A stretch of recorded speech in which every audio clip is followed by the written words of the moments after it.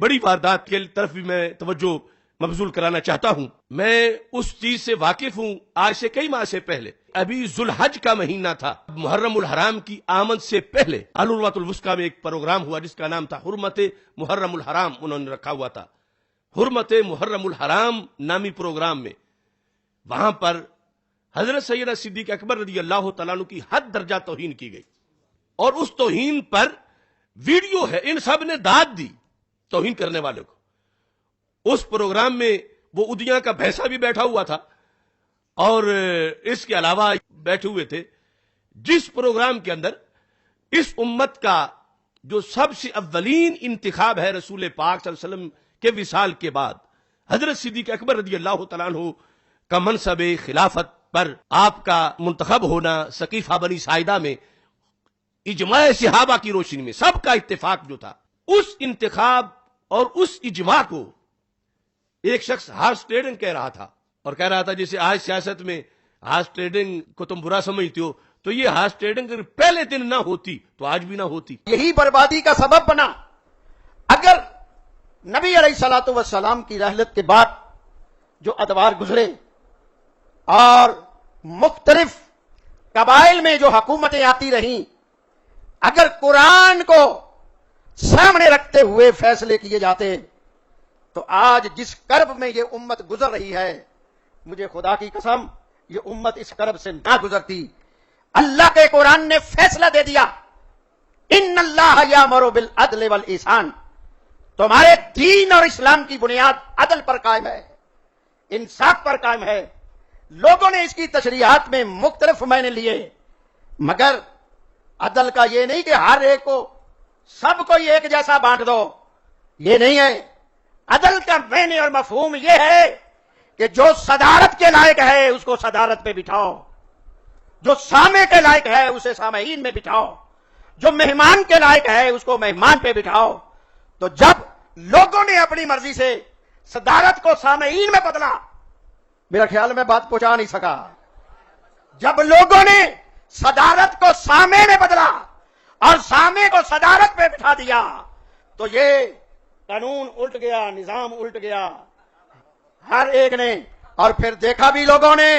آج برا سمجھتے ہو کہ کسی کے ووٹ خریدنا یہ سیاست کے خلاف ہے.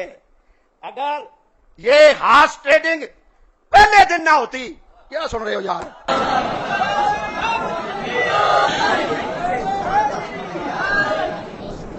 اگر اس دور میں لوگ خریدے نہ جاتے، آج صرف یہ کہہ کے تو ساری تاریخ کو چھپانا چاہتے ہو. آج یہ کہہ کے کہ وہ اس دور کی بات تھی، اس ماحول کی بات تھی، اس وقت کی بات تھی. سارے وقت خدا کے ہیں. دین ہم تک پہنچا ہے صحابہ علیہم رضوان کے ذریعے سے، اور اس کا مدار ہے خلافت صدیق اکبر رضی اللہ تعالیٰ عنہ پہ. اس خلافت پر بعد والی خلافتوں کا مدار ہے. حضرت صدیق اکبر رضی اللہ تعالیٰ عنہ کی خلافت اگر معاذ اللہ ووٹ خریدے گئے تھے اور اگر معاذ اللہ دھاندلی ہوئی تھی تو معاذ اللہ اسی دن عدل کی دھجیاں اٹھ گئیں جس طرح یہ کہہ رہے ہیں. تو پھر اس خلافت میں جو قرآن جمع ہوا اس پر کیا اعتماد باقی رہ جائے گا؟ اور پھر خلافت صدیق اکبر رضی اللہ تعالی عنہ پر سارے صحابہ کا اتفاق ہے، تو ان سب پر دھاندلی کا الزام آئے گا، سب پر معاذ اللہ ہارس ٹریڈنگ کا الزام آئے گا. اور پھر ان میں ساری آل بھی شامل ہے، سمیت سیدہ طیبہ طاہرہ فاطمہ الزہرا رضی اللہ تعالی عنہا کے، سمیت حسنین کریمین کے رضی اللہ تعالیٰ عنہ، سمیت مولا علی رضی اللہ تعالیٰ عنہ کے. پیچھے بچے گا کیا؟ اب جن مراکز میں یہ تقریریں کرائی جا رہی ہیں اس میں بتاؤ اس موضوع کا حرمت محرم الحرام کا اس میں کیا دخل ہے؟ اور یہ کیا لیکچر دیا جا رہا ہے قوم کو؟ یہ تقریر جس شخص نے کی، ویسے اہل سنت میں تو وہ نہ 3 میں ہے نہ 13 میں ہے، نہ وہ کوئی مدرس ہے، نہ محدث ہے، نہ شیخ الحدیث ہے، نہ وہ کوئی قابل ذکر پیر ہے، اور نہ ہی وہ اہل سنت میں کوئی خطیب ہے. لیکن یہی تو ہے کہ جو ادھر کسی کھاتے کی نہیں وہاں ان کی بھی بڑی قیمت لگتی ہے. وہ علی پور چٹھے کا ایک نام نہاد غلام رسول ہے. کوئی لوگ تو کہتے ہیں نام نہاد پیر ہونا تو بڑی بات ہے. اس کا نام جو غلام رسول ہے، صحیح غلام رسول ہونا بھی بڑی شان ہے، لیکن وہ نام نہاد غلام رسول ہے. جو نام تو غلام رسول ہے لیکن پرلے درجے کا جہول ہے اور فضول ہے. اس نے وہاں یہ تقریر کی ہارس ٹریڈنگ والی. یعنی اس میں وہ یہ کہہ رہا ہے کہ پہلے دن سے ہی عدل نہیں ہوا، سامے کو صدارت دے دینا، صدارت کو والے کو سامے بنا دینا.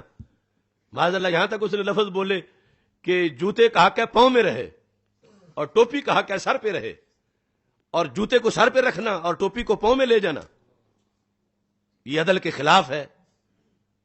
کہتا ہے یہ اسلام میں پہلے دن ہی یہ ہوا، رسول اکرم صلی اللہ علیہ وسلم کے وصال کے بعد. اس کا بھی آپ یہ کلپ سن سکتے ہیں. نبی علیہ الصلوۃ والسلام کی رحلت کے بعد جو ادوار گزرے اور مختلف قبائل میں جو حکومتیں آتی رہیں، اگر قرآن کو سامنے رکھتے ہوئے فیصلے کیے جاتے تو آج جس کرب میں یہ امت گزر رہی ہے، مجھے خدا کی قسم یہ امت اس کرب سے نہ گزرتی. اللہ کے قرآن نے فیصلہ دے دیا، ان اللہ یامر بالعدل والاحسان. تمہارے دین اور اسلام کی بنیاد عدل پر قائم ہے. صدارت والے کو کرسی صدارت پہ بٹھانا یہ عدل ہے. جیسے یہ ٹوپی سر کے لیے ہے، کیا سن رہے ہو، جوتا پیر کے لیے ہے. بھائی ٹوپی سر پہ رہے گی تو عدل ہے، اور اگر جوتا سر پہ آ گیا تو یہ ظلم ہے. یہ بنیادی طور پہ کچھ لوگوں کے اکابرین سے غلطیاں ہوئیں، یار مان جاؤ ہوئیں. اب یہ تقریریں ہو رہی ہیں، اتنے مہینے گزر گئے، کیا کارروائی کی حکومت پاکستان اور اداروں نے؟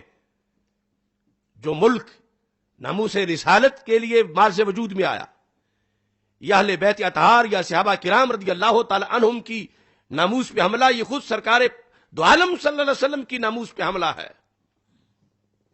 اور یہ سارے وحدت کے نام پر اکٹھے ہو کر وہاں یہ کام کر رہے ہیں. اور اس میں سے کوئی چیز بھی ایسی نہیں جو ہم صرف الزام دے رہے ہو، سب کا ویڈیو ریکارڈ موجود ہے، اور یہ ویڈیو ہم ان کو دکھا رہے ہیں. اور پھر یہ چیز جو ہے وہ بھی بڑی قابل غور ہے. سیدہ طیبہ فاطمہ الزہرا رضی اللہ تعالی عنہا کے لحاظ سے اہل سنت و جماعت کا جو موقف ہے 14 صدیوں سے، جو قرآن و سنت کا تقاضا ہے، اس مسئلے پر آ کر جہاں توہین دور دور نام و نشان بھی نہیں تھا، کتنے پیر تھے اور کتنے ان کے حاشیہ نشین تھے اور کتنے نام نہاد خطیب تھے اور کتنے لیڈر تھے جنہوں نے شور مچایا.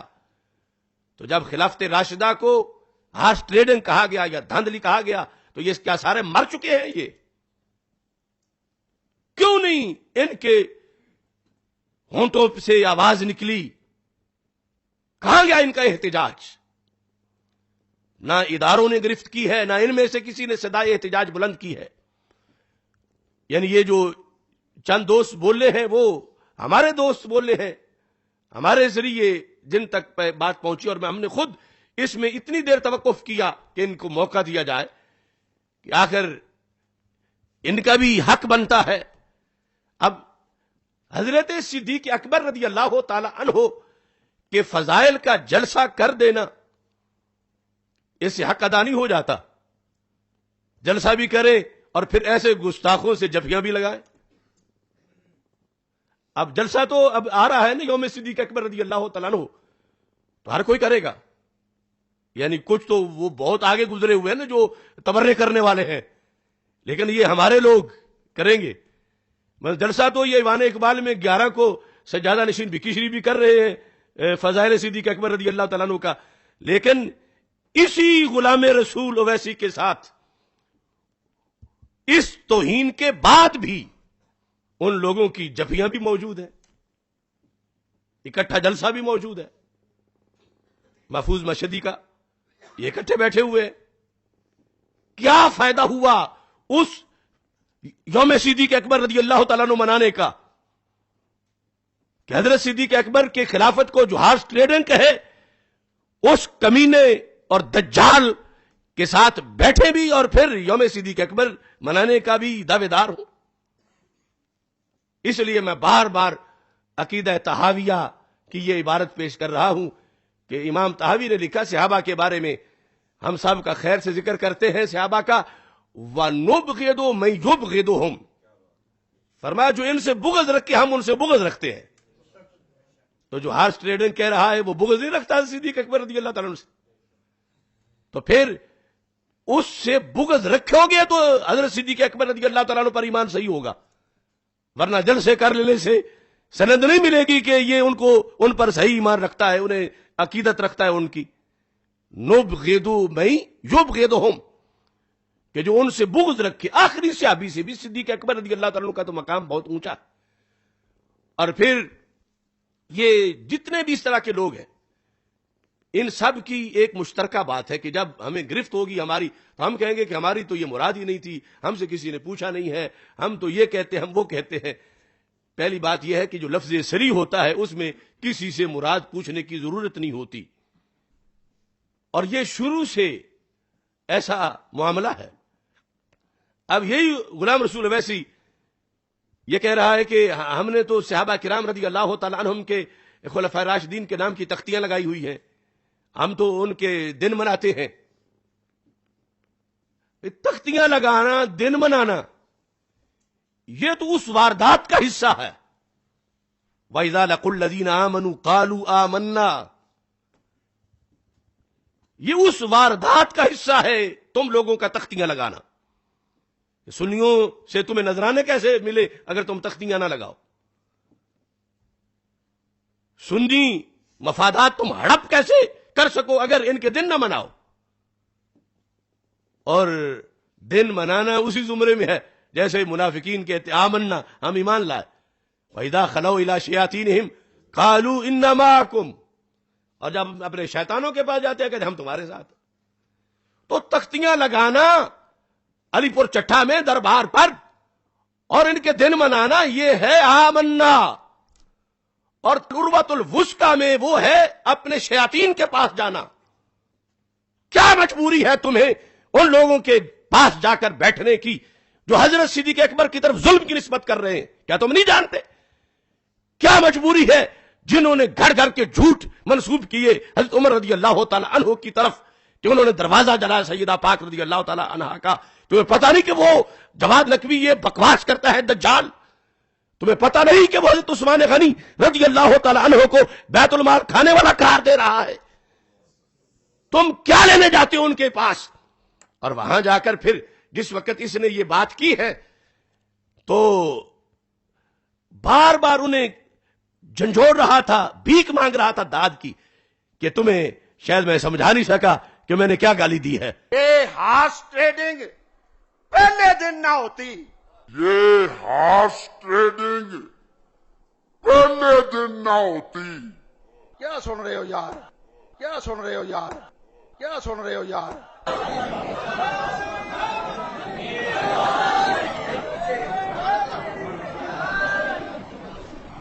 اور پھر وہ ان سے اس نے داد وصول کی اس بات پر۔ اب کہتا ہے میں تو جنرلی بات کر رہا تھا، جنرلی بات کر رہا تھا، جنرلی بات کر رہا تھا۔ میں پوچھتا ہوں کہ تم نے لفظ بولے ہیں، یہ بربادی کیا بنی کہ نبی پاک صلی اللہ علیہ وسلم کی رحلت کے بعد جو ادوار گزرے ان میں جو حکومتیں مختلف قبائل میں جو حکومتیں آئیں ان میں قرآن سامنے نہیں رکھا گیا، ان میں عدل کی خلاف ورزی کی گئی۔ ان ادوار میں تم نے کہا جوتے کو سر پہ رکھا گیا، ٹوپی کو پاؤں میں رکھا گیا۔ تو سرکار دو عالم صلی اللہ علیہ وسلم کی رحلت کے بعد پہلا دور تو خلافت راشدہ کا ہے۔ کیا تم نے اس کا استثناء کیا؟ تم نے تو کہا رحلت کے بعد جو دور گزرے تو ان میں سے پہلا خلافت راشدہ کی ہے۔ اب تو کیسے کہتا ہے کہ میں خلافت راشدہ کی بات نہیں کر رہا؟ اب تو گرفت پر تجھے یہ یاد آیا، اور یہ اس ملک کے اہل سنت کے لیے، اسلامیان پاکستان کے لیے ایک لمحہ فکریہ ہے کہ اتنے بڑے گستاخ پر اب تک ایف آئی آر کیوں نہیں کٹی، اور بڑے بڑے لوگ جنہیں ویسے معمولی سی بات پہ نیند نہیں آتی وہ اب کیوں خواب غفلت میں ہیں؟ جہاں توہین نہیں ہوئی وہاں انہوں نے اسمبلیوں میں قراردادیں منظور کروائیں، اور جہاں اتنی بڑی توہین ہوگی، پورے دین کا مسئلہ ہے، قرآن کا مسئلہ ہے، وہاں کوئی ایف آئی آر کٹوانے کو تیار نہیں۔ اب یہ کہتا ہے کہ میری مراد خلافت راشدہ نہیں تھی، تو میں کہتا ہوں اس بات کا جواب دو کہ جو تم نے لفظ بولے کہ اگر نبی پاک کی رحلت کے بعد جو ادوار گزرے ان میں عدل ہوتا، تو جو ادوار گزرے ان میں سے پہلا دور خلافت راشدہ کا ہے، اور پھر تم نے یہ لفظ بولے، آج برا سمجھتی ہو کہ کسی کے ووٹ خریدنا یہ سیاست کے خلاف ہے، کہ اگر یہ ہارس ٹریڈنگ پہلے دن نہ ہوتی تو امت کے انتخاب کا پہلا دن کون سا دن ہے؟ وہ سقیفہ بنی ساعدہ میں انتخاب پہلا ہوا۔ اگر یہ ہارس ٹریڈنگ پہلے دن نہ ہوتی، یہ تم نے اپنے منہ سے بکواس کیا ہے۔ پہلا دن جب امت نے خود اپنے امیر کو منتخب کیا وہ دن سقیفہ بنی ساعدہ والا تھا، اور وہ پہلا انتخاب حضرت صدیق اکبر رضی اللہ تعالی عنہ کا انتخاب ہے، اور اس کو تم ہارس ٹریڈنگ کہہ رہے ہو۔ اگر تم نے توبہ کرنی ہے تو پہلے اپنا جرم مانو، اور اس کے بعد شریعت سے پوچھو کہ اب تمہاری سزا کیا ہے اور توبہ کس طرح ہوگی۔ یہ سارے اس طرح کے بے لگام لوگ پہلے بھونکتے ہیں، اور بھونکنے کے بعد پھر ان کو یاد آتا ہے کہ نہیں۔ اور میں اصل میں بتانا چاہتا ہوں کہ سنی تو ایسی تقریر کا سوچ بھی نہیں سکتا، اویسی ہو بندہ طریقت میں اور یوں بھونکا ہو۔ اویسیت بڑے تقدس کا نام ہے، آداب کا نام ہے، ولایت کا نام ہے، ایک اعلی روحانی سکول آف تھاٹ کا نام ہے، اور بندہ ہو طریقت میں اویسی اور صحابہ کو یوں بھونکے۔ میں ایسے بتاتا ہوں کہ اس نے یہ تقریر کہاں سے سیکھی۔ آخر تاڑنے والے بھی قیامت کی نظر رکھتے ہیں۔ روافظ بطور خاص ایک نام میں دیتا ہوں، وہ آصف الوی، جو تقریر کر کے سیدنا صدیق اکبر رضی اللہ تعالیٰ عنہ کے خلاف جب میں جیل میں تھا تو ملک سے بھاگا۔ اصل یہ تقریر اس کی ہے اور اس جیسوں کی ہے، اور اس کا کلپ میں آپ کو سنا دیتا ہوں، یہ آپ کلپ اس کا دیکھیں گے، اس نے یہی بات ہو بہو کی ہے، اور اس کے اندر اس نے یہ کہا کہ یہ جس وقت مظاہرے ہو رہے تھے فضل الرحمان اور دیگر مل کے کہ الیکشن ہم نہیں مانتے، الیکشن میں دھاندلی ہوئی، یہ ہوئی وہ ہوئی، کہتا ہے کہ تم نے آج دھاندلی کا کہا تو ہم تو 14 صدیوں سے کہہ رہے ہیں، 14 صدیوں سے ہم کہہ رہے ہیں کہ امت میں الیکشن میں دھاندلی ہوئی۔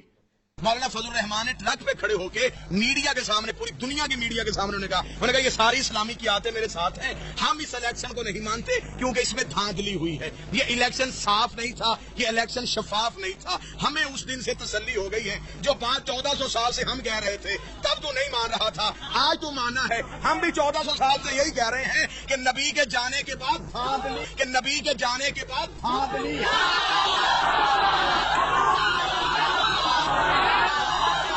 جو بول سکتے ہو بولو۔ بسم اللہ سے۔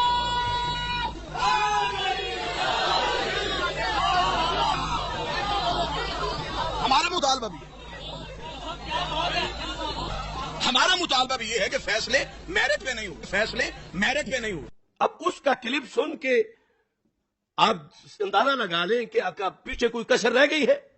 اس نے جو لفظ بولے یہی تقریر اسی نے بھی کی،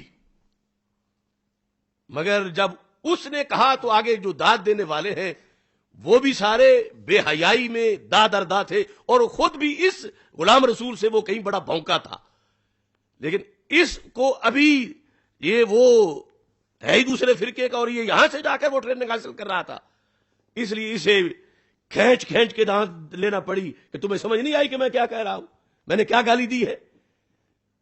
تو میں نے غلام رسول اویسی کہ ان بکواسات کا جو اصل ماخذ ہے وہ کفریات بھی آصف الوی کی تقریر کے پیش کر دیے.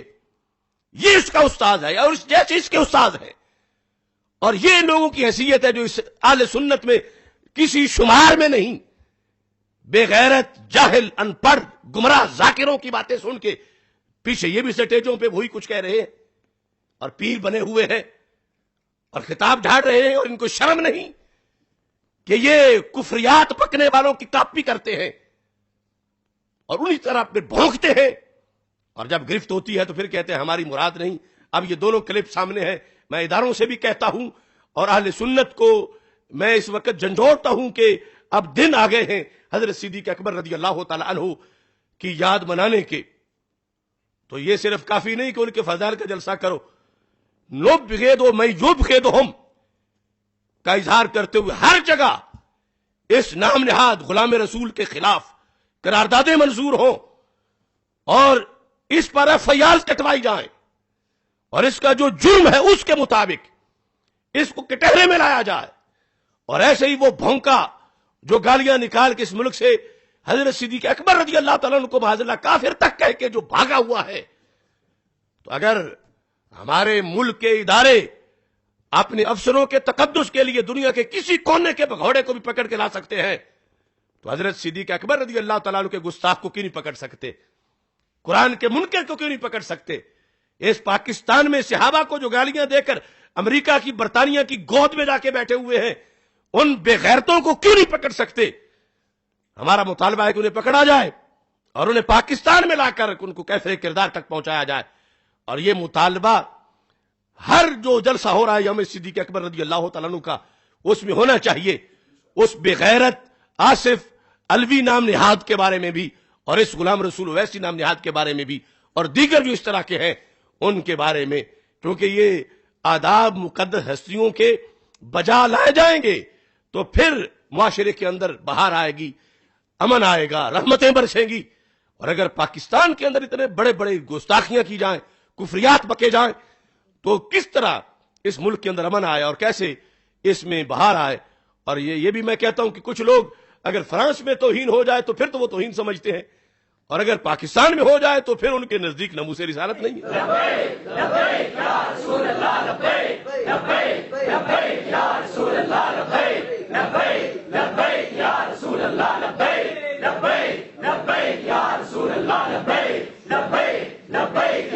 گستاخی رسول کی ہے کی سزا، من سب نبیًا، من سب نبیًا، من سب نبیًا.